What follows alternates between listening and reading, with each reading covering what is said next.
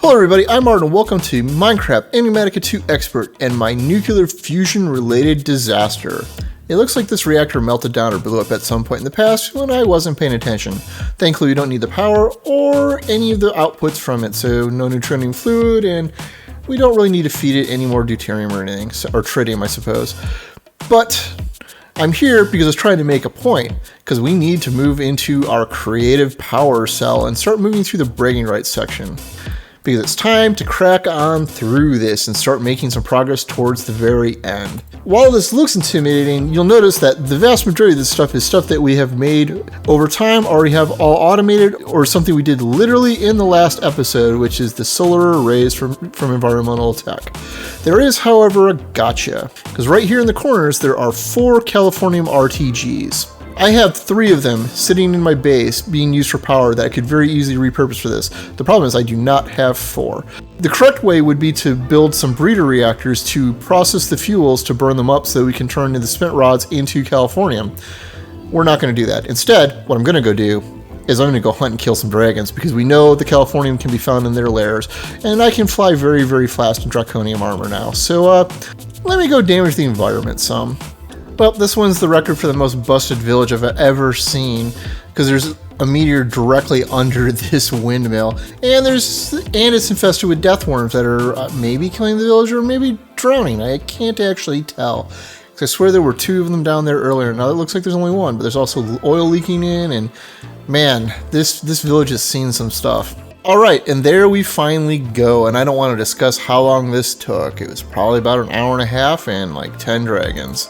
Because I found just about every other isotope possible first. Alright, so I did some testing in creative that I'm glad that I did, because I had intended to melt this down and try to pipe it into the creative tank. Turns out it looks like only buckets work, at least in 112. If you pipe it in with a pipe, it just disappears. Even if you have more than 1,000 in the inventory that you were piping it in from. So, unless I get a bunch more of these, this is out. And I don't feel like building a breeder reactor, so I think we're just going to build the 4th RTG and just move on forward with this. Alright, so crafting up all of these subcomponents is actually taking up a fairly sizable amount of time, so we probably should talk about some of the changes they made to AE2. Some are recent as of the last hour or so, and some have been going on for episodes now. Like my CPU bank, I added a bunch of smaller processors just to keep things going because I've been running out of processors over time. But I've also added a couple larger banks as I've done the episodes over the last couple months. I also completely reworked my molecular assembler room. It's now these rows of star patterns, and as you can tell, I never quite finished it completely out. There are molecular assemblers missing in some spots, but all of the ME terminals are in place so that I have space for a ton of recipes.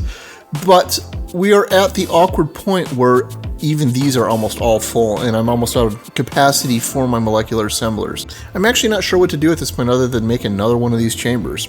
Okay, so I've got about half of the craft set up so far. I'm still working through pieces. A lot of it's stuck in auto crafting and is really slow. I would say the biggest thing slowing me down right now are crafting up all of the alloys and all of the circuits from Mechanism. Because the induction matrix parts are hideously expensive and require like thousands of them, and you need 4 of the port and 4 of the matrix piece itself.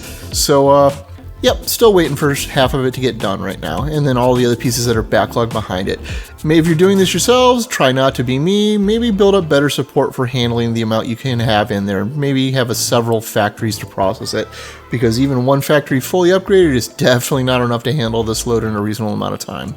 Well, I'm officially at the hurry up and wait point, unfortunately. Turns out that the longest waiting point on this whole process is making the tier 5 solar array, the same problem we ran into previously. Because as you can see, while I have one of these done, I need 2 of them, and I'm stuck waiting for the high voltage solar arrays and the hardened cell frames, because I've got this going through a normal empowerer still. That part's on me. I could have pre-made a bunch of these and not had this headache. This, however, there's not much I can do about it. I just have to sit and be patient.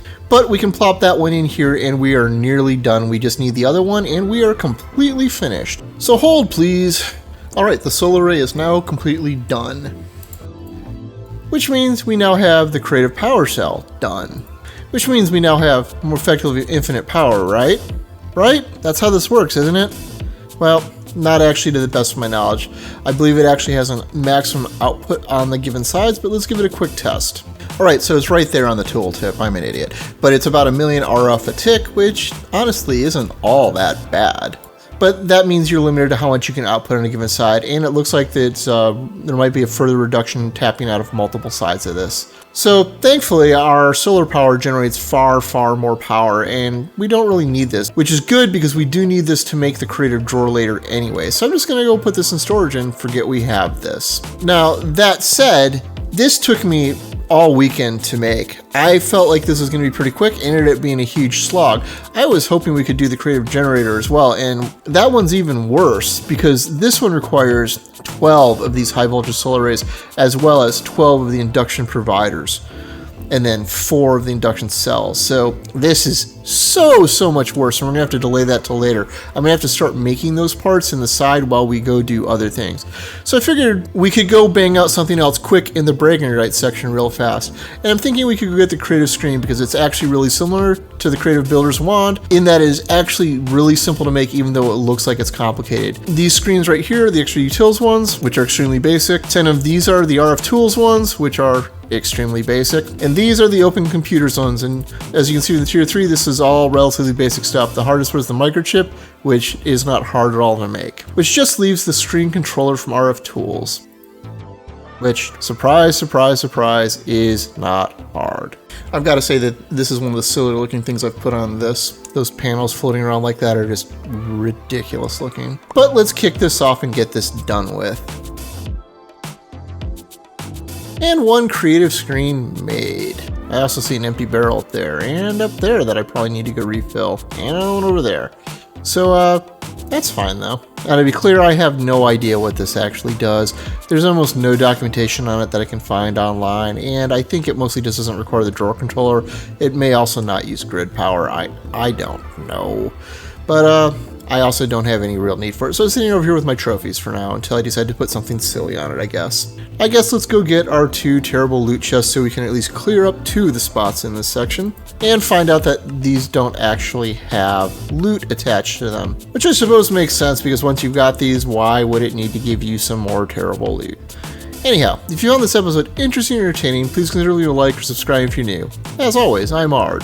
Thank you for watching, and have a nice day.